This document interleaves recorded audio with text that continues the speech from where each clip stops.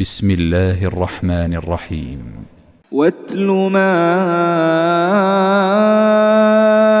أوحي إليك من كتاب ربك لا مبدل لكلماته ولن تجد من دونه ملتحدا واصبر نفسك مع الذين يدعون ربهم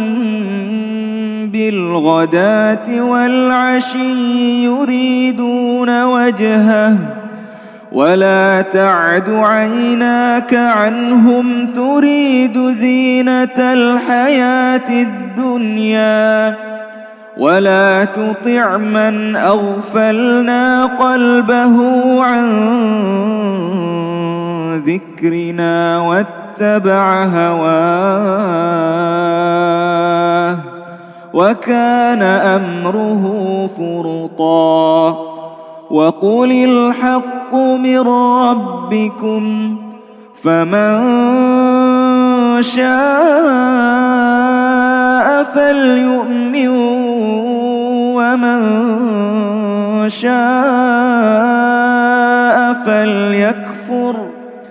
إنا أعتدنا للظالمين نارا أحاط بهم سرادقها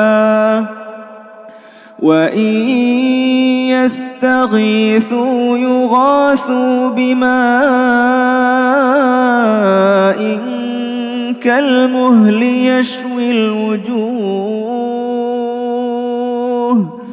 بئس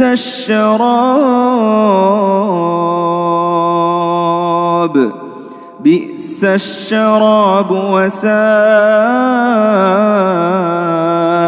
مرتفقا.